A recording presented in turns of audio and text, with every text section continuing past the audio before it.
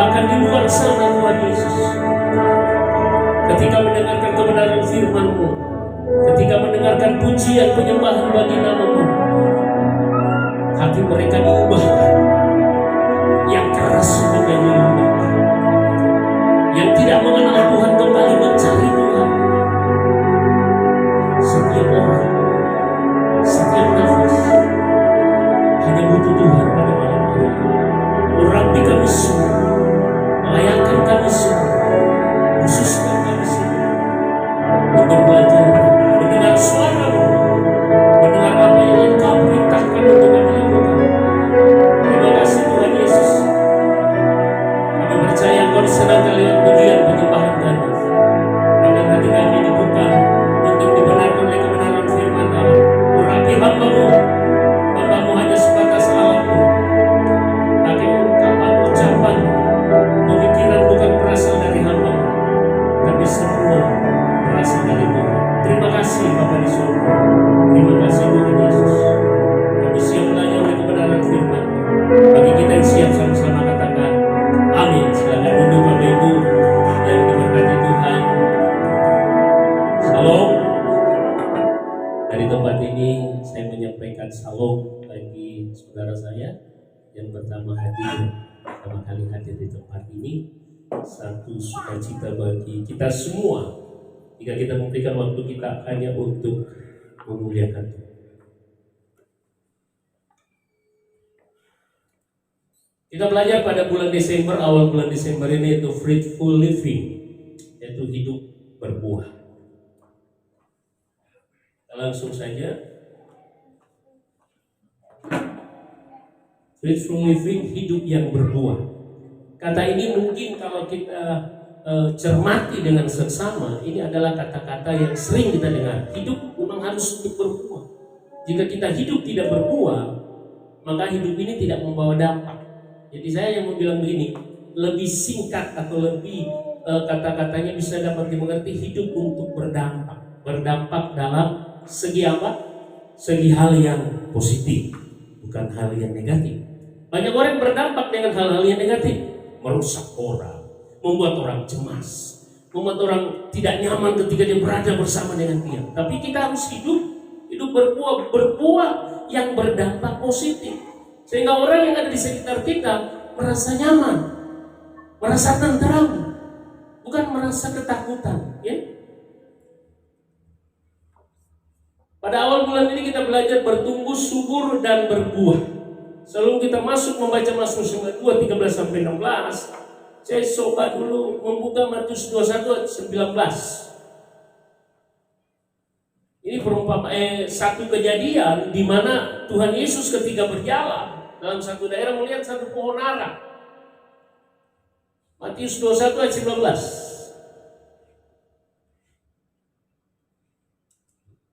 Matius 21 ayat 19.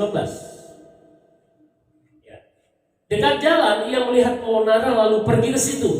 Tetapi ia tidak mendapat apa-apa pada pohon itu selain daun-daun saja. Katanya kepada pohon itu, engkau tidak akan berbuah lagi selama-lamanya. Dan seketika itu juga keringlah pohon ara itu. Tuhan Yesus sangat peduli dengan buah. Ketika datang lihat ada pohon yang tidak berbuah, maka tutupnya lah pohon itu untuk tidak berbuah selama-lamanya. Ucapan itu keluar dari Tuhan Yesus, semua murid merasa kaget.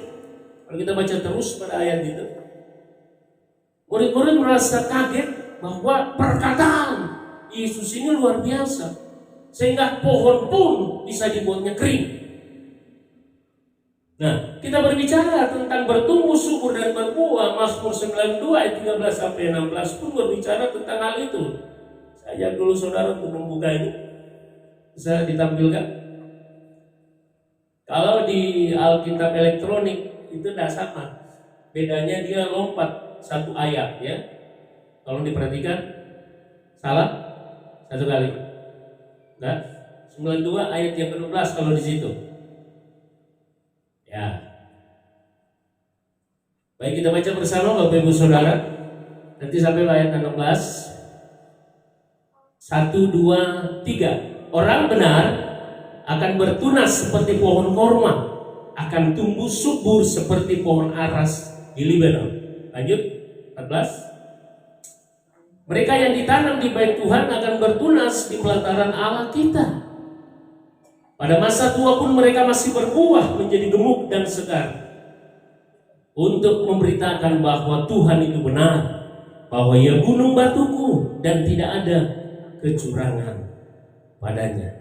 Yang pertama, bahwa jika kita ingin hidup kita berbuah dan bertumbuh menghasilkan buah, orang itu harus benar ditanam di bait Tuhan. Katakan amin. Saya mau tertanam di bait Tuhan. Amin. Tangan kiri kananmu yang belum tertanam di bait Tuhan, kita harus tertanam di bait Tuhan. Haleluya. Ya kan? Kembali ke slide. Jadi bertumbuh subur dan berbuah. Kita ambil ayatnya yang ke-14. Ya. Mereka yang ditanam di bait Tuhan akan bertunas di pelataran Tuhan. Orang yang benar itu ditanam di bait Tuhan. Amin. Kata ditanam itu sangat kontras dengan di mana daerah atau tanah yang ditempati menanam benih tersebut. Jadi sesuatu yang ditanam sangat berhubungan sekali dengan tanah di mana itu ditanam. Jika tanahnya tidak subur, maka tanaman itu tidak akan bertumbuh. Ya kan? Logikanya begitu, rasionalnya begitu. Jadi sesuatu yang kita tanam itu harus pada tanah yang subur.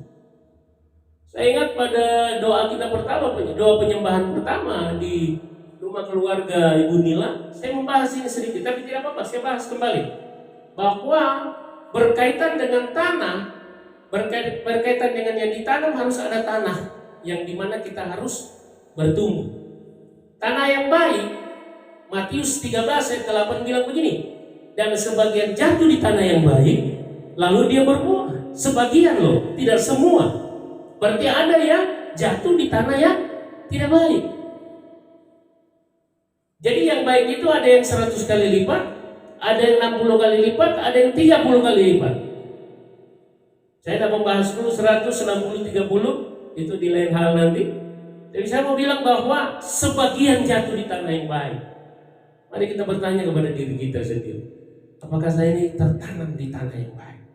Kategori ciri-ciri tanah yang baik. Ciri-ciri tanah yang baik begini: memberikan nutrisi gizi yang baik buat tanaman. Jadi yang pertama, tanah yang baik itu dia memberikan nutrisi. Jadi tanaman yang ditaruh di tanah yang baik itu dia menghasilkan nutrisi yang baik.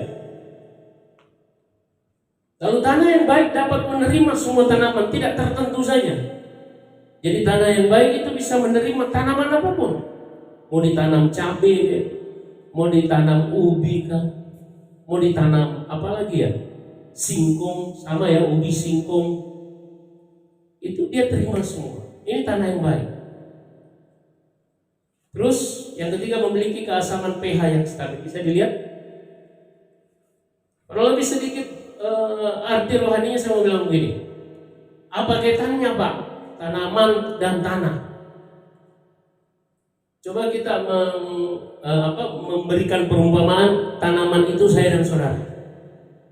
Tanah itu adalah di mana saudara bertumbuh, di mana saudara bisa menuai yang namanya berkat. Amin.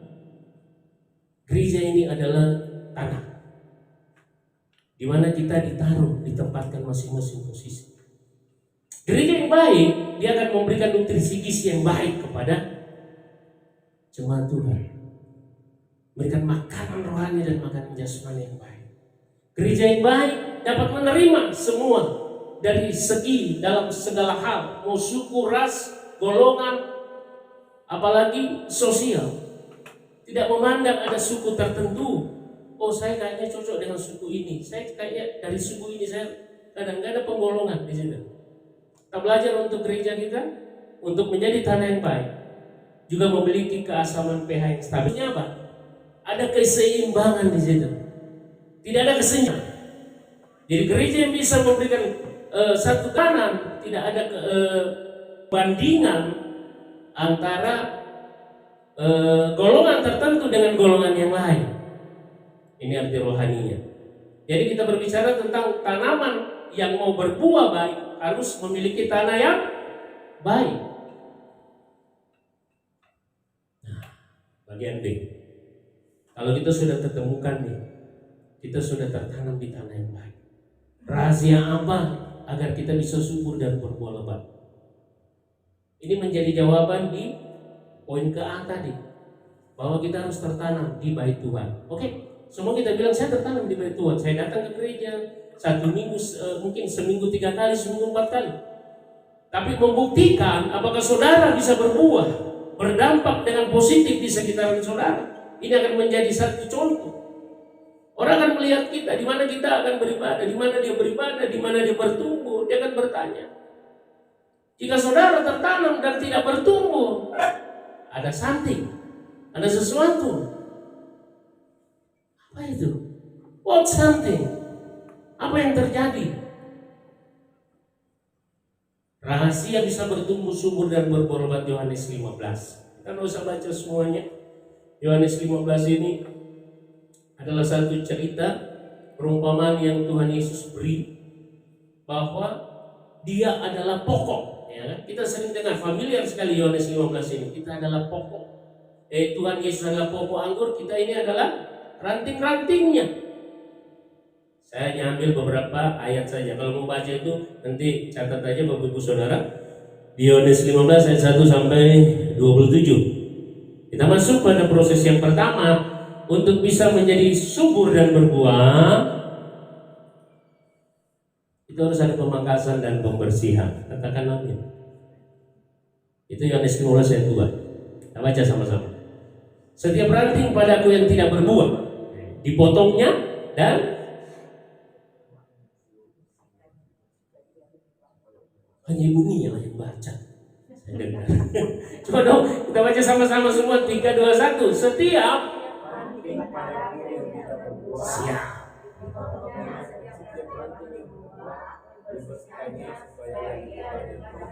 Amin. Saya pikir tadi hanya inilah yang ibadah. Ternyata kita banyak. Haleluya. Jadi Tuhan Yesus bilang begini, setiap ranting yang tidak berbuah dipotong dan dibersihkan supaya dia lebih banyak berbuah. Proses apa yang terjadi ketika kita dipotong, ketika kita dibersihkan? Pendisiplinan.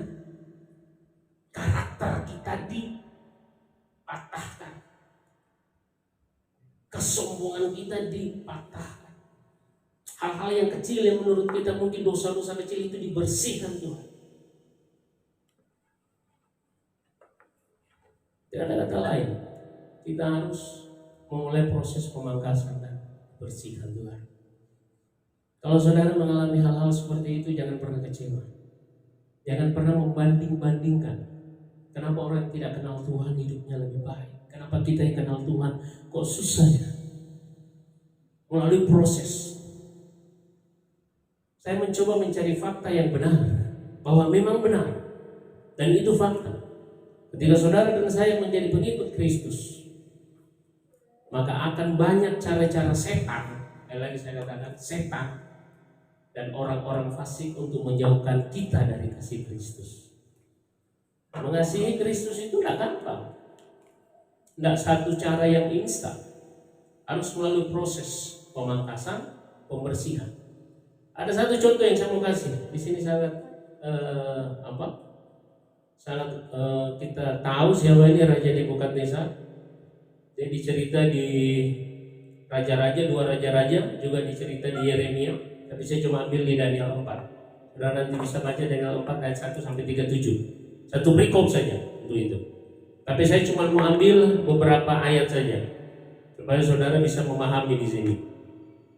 Bahwa saya sedikit cerita dulu siapa Raja Nebukadnezar. Raja Nebukadnezar dan Raja Babel, yang dimana ketika Raja Yoyakim yang menjadi Raja Israel di Yerusalem ini berkhianat, membuat sakit hati Tuhan, sehingga dibangkitkannya lah Raja Babel, yaitu Raja Nebukadnezar, untuk merebut, untuk menghancurkan, untuk mengambil, menyandera seluruh orang-orang yang ada di Yerusalem dan orang Yehuda.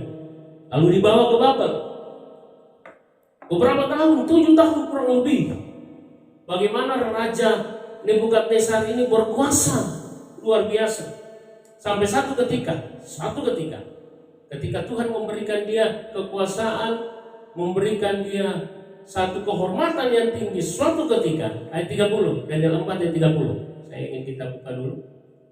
Sedikit cepat saya, Daniel 4 ayat 30. Daniel 4 ayat 30. Berkatalah raja, bukankah itu Babel yang besar itu? Ketika dia berjalan-jalan, dia melihat kerajaannya, lalu dia berkata, bukankah itu Babel yang besar itu, yang dengan kekuatan kuasaku dan untuk kemuliaan kebesaranku, coba kataku, telah kubangun menjadi kota kerajaan. Ada kesombongan terjadi di situ, ada kebanggaan. Sebelum ini terjadi, dia pernah bermimpi pada zaman Daniel. Dia bermimpi, lalu Daniel menafsirkan mimpi daripada Raja Nebukadnezar ini. Dia bermimpi begini, dia melihat satu pohon yang besar, di mana pohon itu daun-daunnya lebat, ranting-rantingnya lebat, dan di bawah daripada ranting-ranting daun-daun yang lebat itu banyak binatang-binatang bernaung, banyak hewan-hewan bernaung. Tiba-tiba turun orang kudus dari surga, lalu menebang pohon itu, tapi ditinggalkannya tunasnya. Lalu dia bertanya kepada orang-orang pintar pada saat itu. Tidak ada yang bisa menafsirkan kecuali Daniel, orang pintar, yang disebut juga Belshazzar, yaitu nama salah satu dewa orang-orang Babel.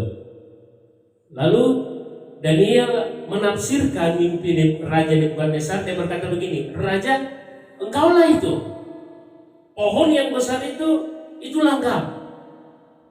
Karena kekuasaanmu, ada hal tertentu kau lakukan, maka Tuhan menebangnya, sehingga engkau akan menjadi gila. Sehingga dengan waktu, Raja Nebukadnezar melupakan arti mimpi itu. Dan sampai pada ayat yang ke-30, dia membanggakan diri. Kesombongannya terjadi. Ayat 33, kalau 4. Ayat 33. Pada saat itu juga terlaksanalah perkataan itu atas Nebukadnezar, dan dia dihalau dari antara manusia dan makan rumput seperti lembu, dan tubuhnya basah oleh embun dari langit sampai rambutnya menjadi panjang seperti bulu burung raja wali, dan kukunya seperti kuku burung. Daniel mengingatkan bahwa jika rajaku, Tuhan rajaku, tidak bertobat dan mengakui Tuhan Allah adalah satu-satunya penguasa, maka raja akan menjadi orang gila. Raja akan seperti lembu.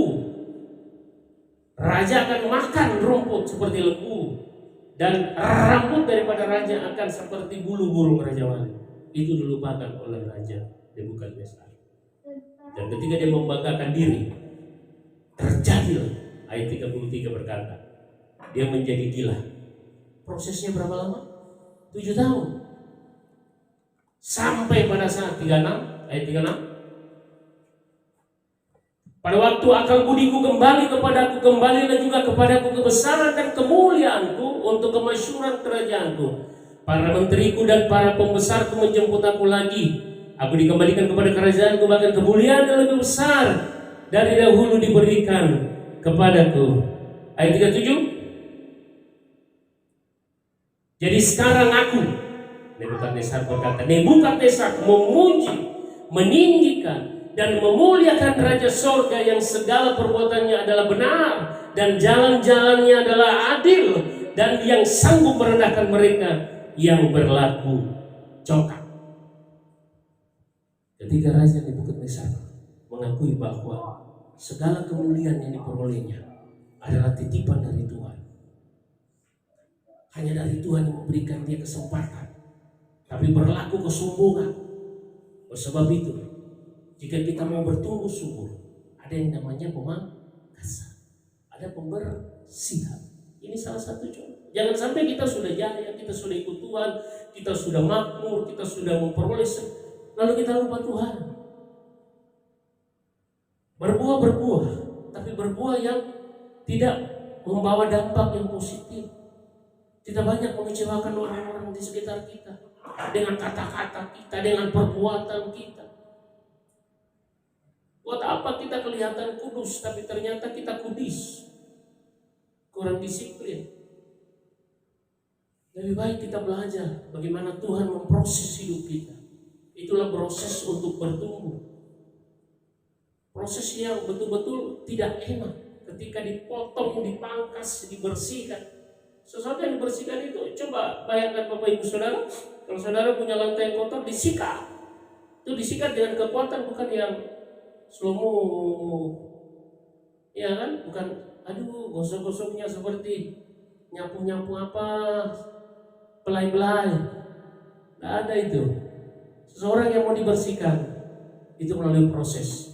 Jika saudara dan saya hari ini mengalami yang namanya pemangkasan, bersyukurlah, sebab Tuhan ingin memisahkan antara ilalang dan gandum. Saudara dipisahkan, saudara disatukan, gandum yang baik, ilalang ya ilalang. Proses apa untuk menjadi gandumnya? Dibersihkan, dipangkas, gitu. Ya kan? Banyak contoh lagi. Daud pun mengalami hal seperti itu.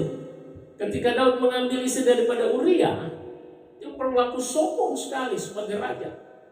Lalu Tuhan memangkas dia, membersihkan sikapnya, sehingga anak yang dilahirkan daripada hasil perselingkuhan itu mati. Lalu dia sadar bahwa Tuhanlah yang berkuasa atas segala-galanya, seperti Raja Nebukadnezar berkata bahwa jalan-jalannya benar, adil, dan dia sanggup merendahkan mereka yang berlaku congkak. Jadi poin yang pertama, saudara, kalau mau bertumbuh subur dan berbuah banyak, kita harus melalui proses pemangkasan dan pembersihan. Katakan amin. Yang kedua, balik ke slide. Yang kedua, kita harus tinggal melekat pada pokok anggur yang benar. Yohanes 15 ayat 4, kita baca lagi sama-sama. 3, 2, 1. Tinggallah di dalam aku, sama seperti ranting tidak dapat berbuah dari dirinya sendiri kalau ia tidak tinggal pada pokok anggur. Demikian juga kamu tidak berbuah kalau kamu tidak tinggal di dalam aku. Yesus memberikan perumpamaan bahwa kita harus tinggal pada pokok. Siapapun, apapun yang tidak melekat pada pokoknya, ranting yang tidak melekat pada pokoknya, itu akan apa? Tidak berbuah. Lalu dia akan kering. Sebabnya yang kedua, untuk bisa berbuah lebat, ya, bertumbuh dan berbuah lebat, kita harus tinggal pada pokok yang benar. Nah, kata tinggal ini ada beberapa definisi yang dimaksud untuk tinggal. Tinggal pada pokok, bukan hanya kita berpikir, oh saya ke gereja, ya sudah cukup. Saya dengar firman, saya sudah cukup. Saya bawa persembahan, sudah cukup. Tidak sampai di situ, Bapak Ibu Saudara. Kita belajar lebih luas lagi. Yang pertama, tinggal di dalam pengajaran yang benar. Jadi kalau mau tinggal dalam pokok anggur yang benar, itu tinggal dalam pengajaran yang benar. 2 Yohanes 1 ayat 9. Kita baca lagi Bapak Ibu Saudara. 3, 2, 1. Setiap orang yang tidak tinggal di dalam ajaran Kristus, tetapi yang melangkah keluar dari situ, tidak memiliki Allah. Barang siapa tinggal di dalam ajaran itu, ia memiliki Bapa maupun Anak.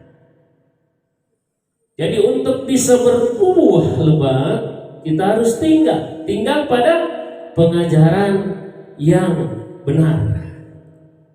Bagaimana caranya untuk kita mengetahui satu tempat tanah, ini saya mengatakan tadi, tanah yang baik, yang bisa memberikan nutrisi, yang bisa menerima semua golongan dan ras, bahkan tidak membanding-bandingkan. Yang pertama, kita harus tinggal dalam pengajaran yang benar. Pengajaran yang benar yang bagaimana, Pak?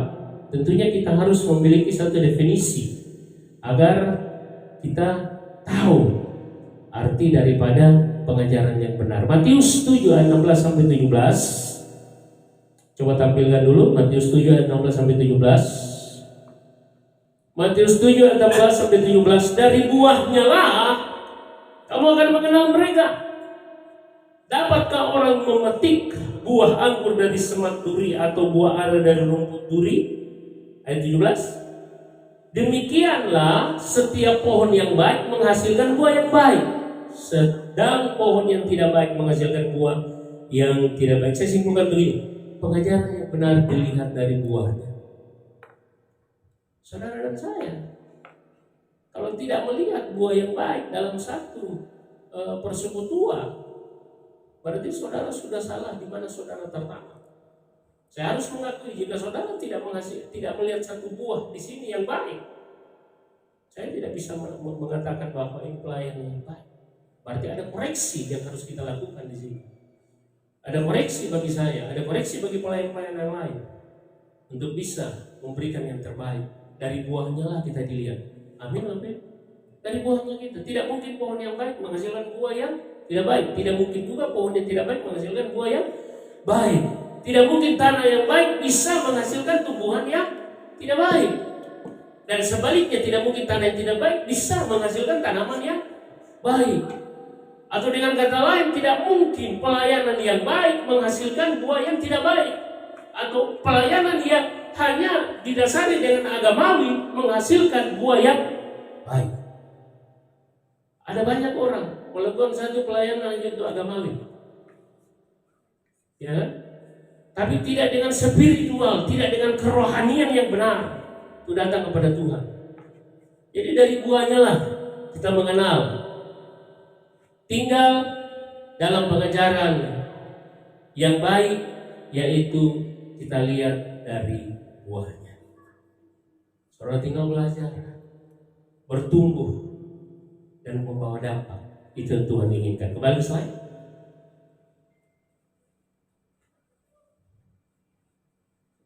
Poin 2 ayat 2, tetap tinggal di dalam Bapa. Jadi dalam pengajaran yang benar. Yang kedua, kita tinggal di dalam Bapa. 1 Yohanes 2 ayat 24. Ini sudah ada kayaknya. 1 Yohanes 2 ayat 24. Dan kamu apa yang telah kamu dengar dari mulanya, itu harus tetap tinggal di dalam kamu. Jadi maksudnya apa yang telah kita dengar dari mulanya itu pengajaran yang benar tadi, ya kan? Tetap tinggal di dalam kita. Jika apa yang telah kamu dengar dari mulanya itu tetap tinggal di dalam kamu, maka kamu akan tetap tinggal di dalam Anak dan di dalam Bapa. Saya kasih satu cerita. Bisa dibuka Lukas 15 ayat 11 sampai 32. Itu anak yang terhilang, ya. Kenapa saya ambil cerita ini? Anak yang terhilang. Ada dua bersaudara dan familiar sekali ceritanya, sering diceritakan. Ada bungsu dan ada yang sulung. Yang bungsu mengambil hartanya, diberikan, lalu dia pergi. Setelah itu dia berfoya-foya. Setelah berfoya-foya, habis berfoya-foya, dia kehabisan, lalu kembali. Sebelum kembali ke orang tuanya, dia harus dulu bekerja, bersusah payah, sampai dia harus memakan, walaupun memakan ampas daripada kotoran babi, memakan ampas makanan babi. Lalu dia berpikir, di rumah bapakku banyak sekali makanan, kenapa saya harus begini? Saya harus kembali ke rumah bapak. Saudara tidak bisa lepas daripada seorang bapak rohani. Kita harus memiliki bapak rohani. Kita harus memiliki satu panutan. Saya pun memiliki bapak rohani. Terus saya menjadikan teladan. Bapak ibu saudara harus memiliki bapak rohani, orang tua rohani. Orang tua rohani berbicara tentang orang bukan hanya sebagai orang tua jasmani, tapi ada juga orang tua rohani. Oleh sebabnya dikatakan tadi tinggal dalam Bapa itu tidak bisa. Seorang anak tidak bisa berdiri sendiri. kecuali orang tua kita sudah dipanggil Tuhan. Tapi saudara dan saya harus tetap tinggal dalam Bapa, agar dalam Bapa ini banyak sekali hal-hal yang kita bisa timba. Seorang orang tua tidak akan meninggalkan anaknya, walaupun bagaimana kerusakan yang dibuat oleh anaknya. Bagaimana kita membaca daripada Lukas 11 tadi ini. Lukas 15 ayat 11 ayat 30 sampai 32. Ini bagaimana berbicara tentang anak yang betul-betul rusak. Rusaknya apa? Sudah minta warisan, pergi berfoya-foya, menghabiskan dana, setelah itu kembali. Tapi orang tuanya menyambut dia, memberikan dia cincin, memberikan dia jubah, memberikan dia sepatu. Dengan kata lain, Bapa kita, itu Bapa rohani kita, Tuhan kita, tidak pernah meninggalkan saudara dan saya walaupun sudah melakukan begitu banyak dosa dan kesalahan. Poinnya apa? Kalau kita mau kembali, tinggal. Ada teguran, ada pemangkasan, tetap tinggal. Tidak pernah kecewa. Mungkin ada orang-orang yang membuat kita kecewa. Mari tetap belajar untuk berproses dan berproses. Sekali saya katakan, dalam satu komunitas semakin kita banyak, semakin banyak proses yang ada terjadi di situ. Tapi mudah-mudahan komunitas ini saya bangun dengan satu moto keluarga. Sebab Tuhan membuat manusia pertama dengan keluarga. Ciptakan Adam lalu Hawa, ini keluarga, diberkatilah mereka. Ini keluarga.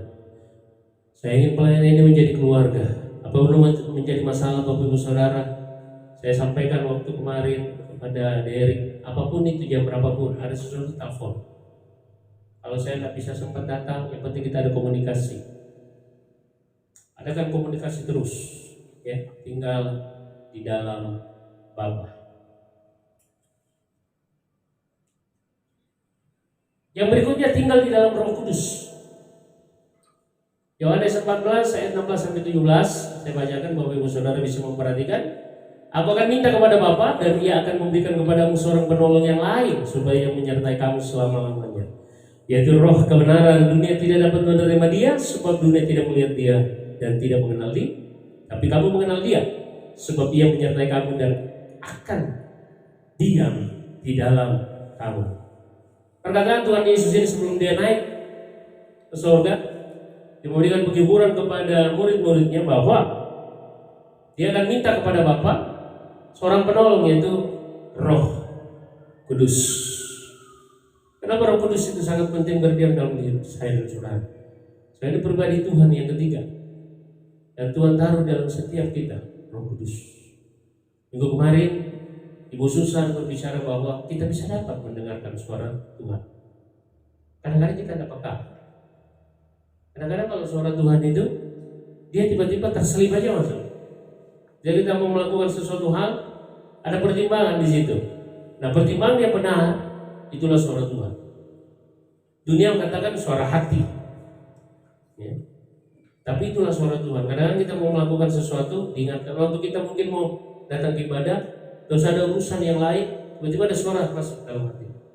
Abaikan dulu, fokus untuk beribadah. Betul? Hal itu seperti sepele, seperti suara hati yang berbicara. Tapi itulah suara Roh Kudus. Jadi kita diingatkan bahwa siapapun dengar Tuhan. Kadang-kadang kita mengaplikasikannya suara Tuhan itu seperti sesuatu yang tiba-tiba gelap dulu, langsung ada cahaya terang terbuka, lalu malaikat Tuhan bicara, hai anakku. Itu suara Tuhan. Nah gitu juga kalau suara Roh Kudus. Roh Kudus ada dalam saya dan saudara. Amin. Ada di dalam hidup kita. Jika itu sudah tidak ada satu kisah yang sangat-sangat saya mau bilang begini, bahwa kisah ini sangat memotivasi saya dan saudara. Kisahnya Simson, Hakim-Hakim 16 ayat 28. Ya, saya baca saja. Berserulah Simson kepada Tuhan, katanya, ya Tuhan Allah, ingatlah kiranya kepadaku dan buatlah aku kuat sekali ini saja ya Allah, supaya dengan satu pembalasan juga kubalaskan kedua mataku ini kepada orang Filistin. Saya tidak kenal Simson, diberikan anugerah Roh Tuhan ada padanya. Dia mampu mengalahkan orang Filistin ribuan dengan rahang singa. Dengan kekuatannya, dia mampu merobohkan ratusan prajurit daripada musuh-musuhnya. Tapi ketika dia ditinggalkan roh Tuhan, dia menjadi lemah. Dia menjadi seperti orang biasa. Ketakutan saya, jika roh Tuhan sudah meninggalkan kehidupan kita, maka yang namanya dosa itu akan menjadi hal yang biasa. Hati-hati dengan hal ini. Mari kita tinggal di dalam Roh Kudus. Petunjuk dalam Roh Kudus. Jangan kita kira, mana mungkin sih Roh Kudus tinggal dalam aku. Firman Allah berkata, roh yang ada dalam diri kita lebih besar daripada roh yang ada dalam dunia. Ketika kita memperang hal itu, ketika kita ada permasalahan, biarkan roh itu bekerja dalam hidup kita. Kita tidak mengandalkan kekuatan kita. Yeremia 17 ayat 7 berkata, diberkatilah orang yang mengandalkan Tuhan. Simson ditinggalkan. Contoh yang kedua, Saul. 1 Samuel 16 ayat 14. Tetapi roh Tuhan telah mundur daripada Saul dan sekarang yang diganggu oleh roh jahat yang daripada Tuhan. Waktu Saul dipilih, itu Tuhan memberikan roh Tuhan kepadanya, sehingga kekuasaan, kedaulatan, kemasyhuran kepada raja pertama Israel, orang Israel, yaitu Saul. Tetapi apa yang dibuatnya membuat kecewa Tuhan? Saudara tahu? Hal sepele. Ketika mereka mau berperang, Nabi Samuel datangnya terlambat. Saul sudah gelisah. Aduh, gimana nih? Pak Samuel belum datang. Sementara prajurit Filistin sudah maju. Bagaimana kita melawannya? Oke, sini, bawa persembahan itu sini, saya bakar. Kata raja itu, Raja Saul. Sepele. Tapi dia melanggar, dibakar, lalu menganggap diri bahwa dia layak. Memang ada pemisahan antara zaman dahulu antara imam dan raja. Kenapa? Karena raja memiliki tangan yang kotor. Raja membunuh seperti Daud, Saul. Jadi jangan disalah artikan hal ini ya. Ada satu gereja-gereja tertentu mendefinisikan ada raja, ada imam. Ini tidak bisa. Berpikir raja dulu. Kita harus baca konteksnya. Kenapa raja tidak dikasih hak untuk bisa mengambil bagian imam? Karena memang saat itu suku Lewi yang diberikan hak imam. Semua orang yang diurapi. Raja tidak bisa karena dia memiliki tangan berdarah. Banyak pembunuhan, dosa yang dilakukan. Sebabnya tidak bisa seperti Saul. Saul tidak berhak untuk memberikan persembahan kepada Allah, tapi dia melakukan hal itu karena Samuel terlambat, hanya terlambat. Lalu 1 Samuel 16 ayat 14 bilang begini, ketika roh Tuhan sudah mundur daripada Saul, dia sudah tidak menjadi raja. Kedaulatannya, kemasyhurannya dipindah tangankan kepada Daud. Firman Allah berkata, aku berkenan kepada Daud. Kalau kita baca Daud, begitu banyak saudara-saudara yang memiliki postur tubuh yang gagah. Dia kecil, kemerah-merahan, kata Alkitab, tapi dia tangguh. Karena bisa baca nanti, di waktu saya akan cerita itu. Nah, kita harus tertanam di mana? Di pengajaran yang benar. Tertanam Bapa rohani. Kita harus memiliki Bapa rohani. Yang ketiga, kita harus tertanam pada Roh Kudus. Kita harus tinggal di dalam Roh Kudus. Karena tanpa Roh Kudus kita tidak mampu melewati pergumulan-pergumulan hidup ini. Banyak orang yang jatuh, banyak orang yang kecewa, tiba-tiba kecewa karena dia tidak mendengar suara Roh Kudus. Lewat hubungan pribadinya mungkin, lewat keluarganya, dia tidak lagi peka mendengarkan suara Roh Kudus.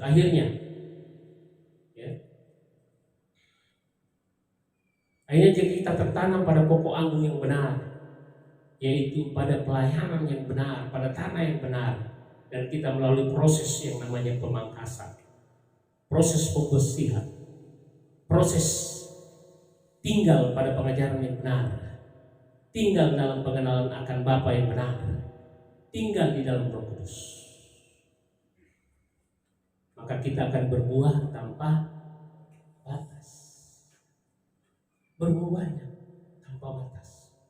Artinya berbuah yang membawa dampak yang baik. Buah kan ada dua. Ada buah yang baik, buah yang tidak baik. Buah busuk, buah yang tidak busuk. Tidak mungkin orang mau makan buah yang busuk.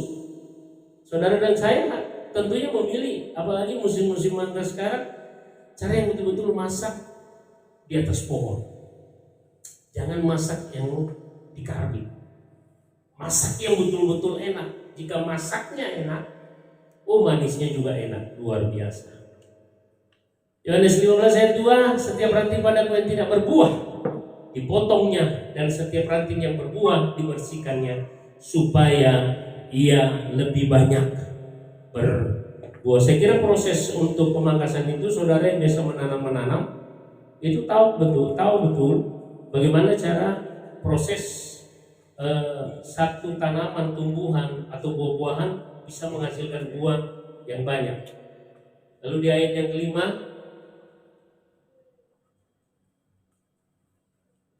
ayat 5, akulah pokok anggur dan kamulah ranting-rantingnya, kata Tuhan Yesus. Barang siapa tinggal di dalam aku dan aku di dalam dia, ia berbuah banyak. Sebab di luar aku kamu tidak dapat berbuah apa-apa. Dan mari tetap tinggal dalam Kristus Yesus, tinggal dalam Bapa, tinggal dalam pengajaran, tinggal dalam Roh Kudus, mendengar suara Tuhan, maka kita akan berbuah banyak. Ayat kelima, ayat 22, itu buah di sana. Buah roh, ada kasih, ada memaafkan, pengertian. Ya. Jadi kesimpulannya, jika kita mau melewati proses pemangkasan, pembersihan, tinggal pada pengajaran yang benar, tinggal di dalam pengenalan akan Bapa, tinggal dalam Roh Kudus, maka kita akan berbuah lebat. Haleluya. Katakan kiri kananmu, maukah engkau berbuah lebat? Maukah engkau membawa dampak yang positif? Mari. Proses itu ada. Ya, saya undang pemain musik, kita akan masuk dalam persiapan perjamuan kudus. Haleluya.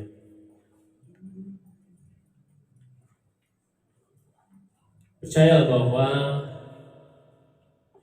jadi kita mau berbuah lebat, bertumbuh lebat, menjadi dampak di sekitaran kita, membawa berkat di sekitaran kita. Ada proses, Bapak Ibu Saudara. Tidak instan. Sekali lagi tidak instan. Sekali tidak semudah kita membalikan telapak tangan. Saya dan saudara dipilih. Sekali lagi saya mau bilang, eklesia keluar, dipanggil keluar menjadi gereja Tuhan, menjadi pribadi-pribadi yang betul-betul super sekali, jadi pribadi yang betul-betul membawa satu pengaruh yang luar biasa, sehingga saudara tidak kecewa. Saudara akan melihat bagaimana mujizat Tuhan itu terjadi. Kita masuk dalam perjamuan kudus. Kita tahu bahwa perjamuan kudus ini adalah satu tanda di mana Tuhan Yesus sebelum melalui satu perjalanan Via Dolorosa, dia ingin mengingatkan bahwa tubuh dan darahnya ini adalah satu pengorbanan yang diberikan bagi dunia ini, khususnya bagi saya dan saudara, sehingga mendapatkan kelayakan. Tabir yang gelap itu telah terbelah, sehingga saya dan saudara bisa masuk bertemu langsung dengan Tuhan. Jika kita kembali pada zaman dahulu, hanya imam-imam yang layak masuk di bait kudus untuk mendengar suara Tuhan, apa yang Tuhan inginkan.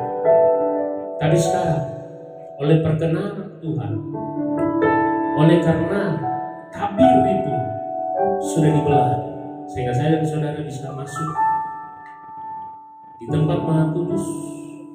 Jika kita yakin dan percaya bahwa Tuhan mampu memulihkan kehidupan saya dan saudara. Saya tidak tahu menjadi Bapak Ibu Saudara yang di tempat ini.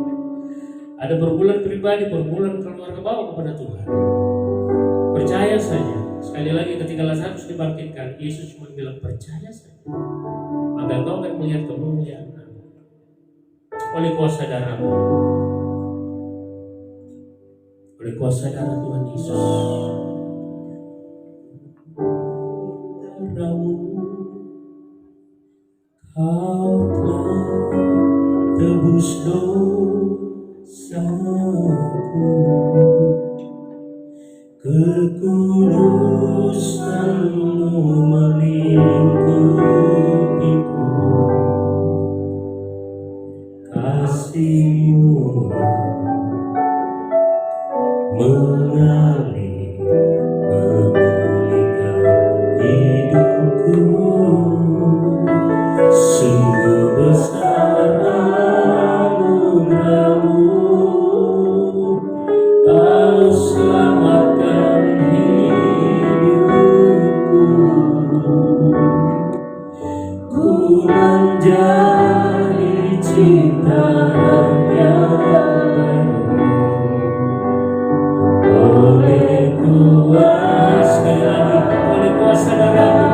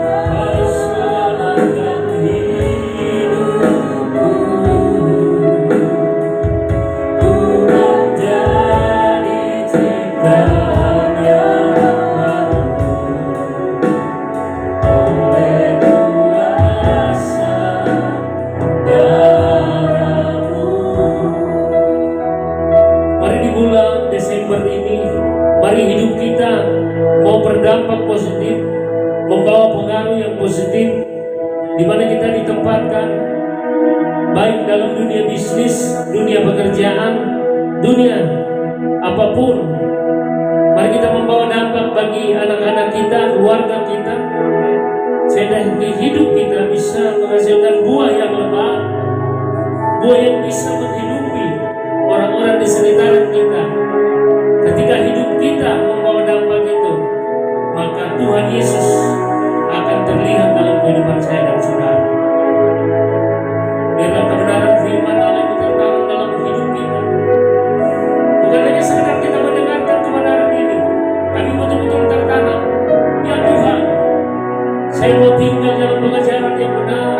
Saya mau tinggal di dalam Engkau dan di dalam Roh-Mu yang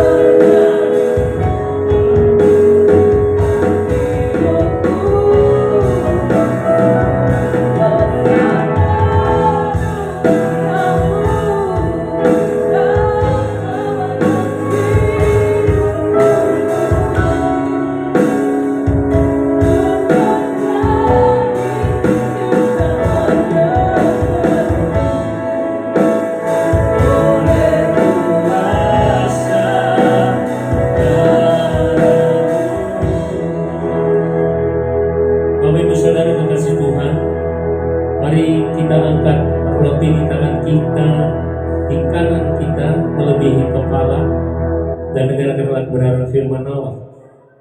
Pada malam ini sebelum diserahkan, Yesus mengambil roti, mengucap berkat, memecah-mecahkannya, lalu memberikannya kepada murid-muridnya dan berkata, ambillah, makanlah, inilah tubuhku. Percaya ke saudara, roti yang kita angkat melebihi kepala yang melambangkan tubuh Kristus adalah tubuh Yesus Kristus. Mari kita makan dalam nama Tuhan Yesus Kristus.